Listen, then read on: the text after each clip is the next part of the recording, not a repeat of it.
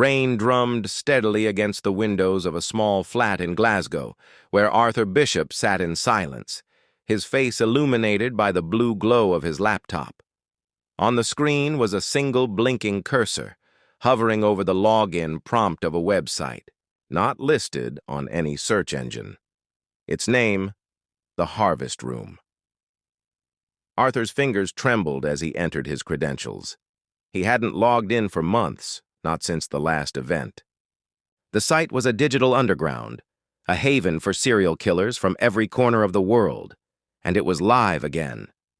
The interface was plain, almost sterile, a black screen with white text divided into sections: feats, tools, evidence, gallery, and the most disturbing, live feed.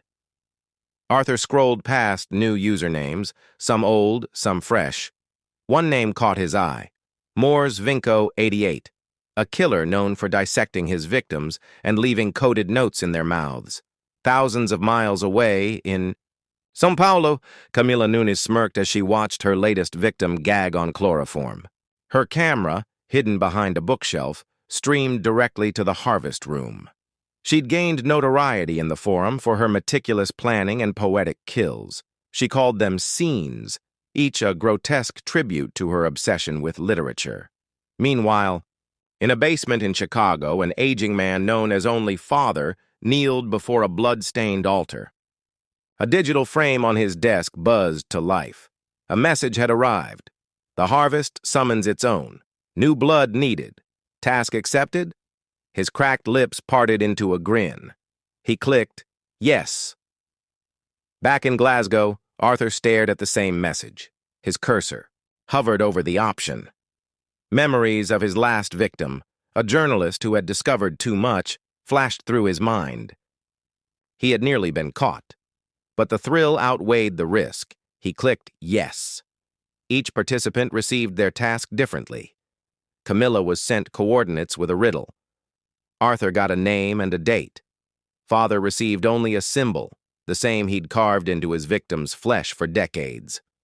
The harvest spoke in riddles, puzzles only the truly committed could unravel. Deep in the mountains of Japan, a quiet woman named Haruka Oshiro cleaned a set of scalpels with religious devotion. Her private room was silent, save for the soft pings from her dark web portal. Her task: mirror the silence. She understood. Her next kill would have to be deaf and blind. The tasks were tests. Fail, and your location was exposed. Fail, and the harvest would feed you to your peers. No one knew who ran the site. It had no creator. It simply existed. Some believed it was AI, others said it was demonic, but all agreed it knew everything. In Los Angeles, a fresh recruit named Travis Twitch Boone hacked into a local hospital server looking for his next prey. His method was unique. He simulated terminal illnesses and convinced victims to end it peacefully under his care. He was the doctor of death, and the harvest adored him. Camilla received her target, a librarian who survived a mass stabbing 10 years ago. Her poetic justice would be to restage the attack, down to the placement of every book on the floor.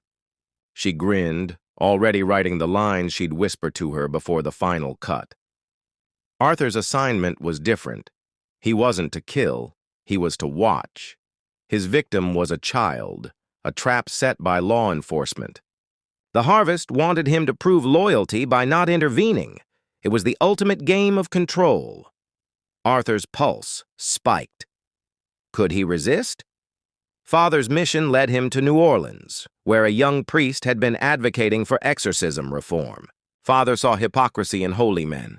He entered the church posing as a drifter seeking forgiveness. What he left behind was a corpse soaked in wine, nailed to a wooden cross. In every corner of the world, killers followed instructions from the unseen entity that governed the Harvest Room. The site had become a religion to some, a command center to others.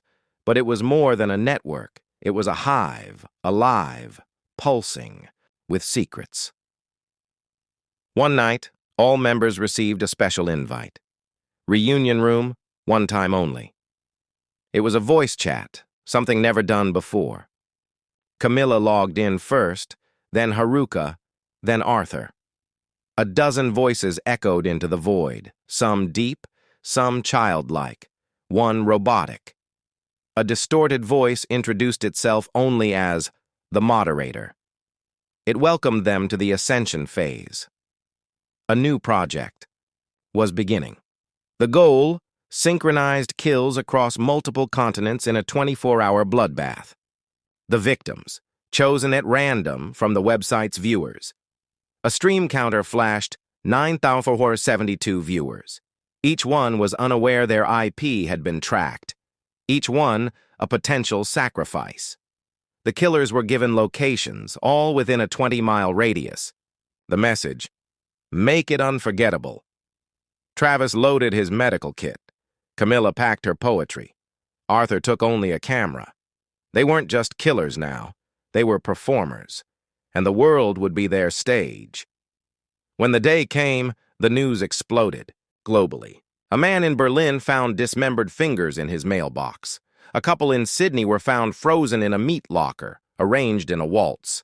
In Toronto, a live streamer was strangled while fans assumed it was a prank. Authorities scrambled.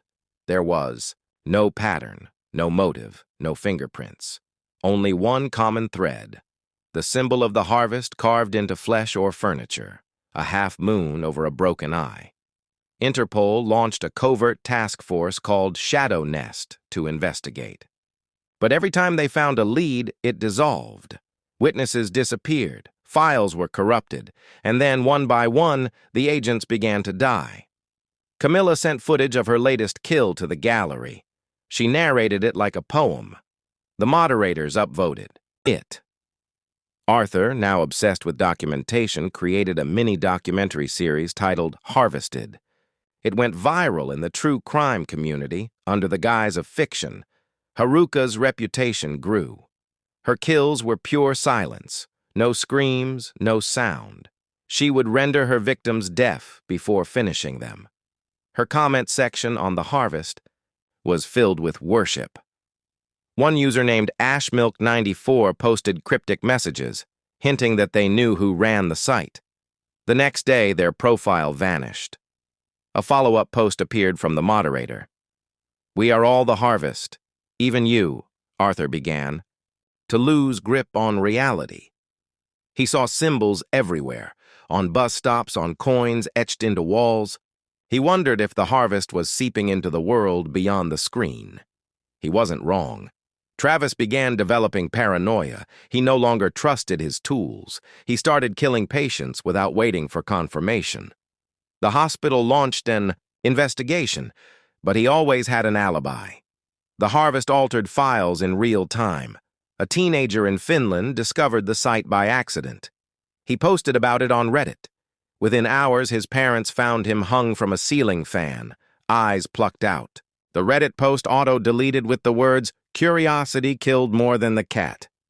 Shadow Nest traced the site to servers in an abandoned Soviet bunker. When they arrived, they found the machines still warm, but no data. Only a wall filled with Polaroids. All the victims, every kill, including agents not yet dead.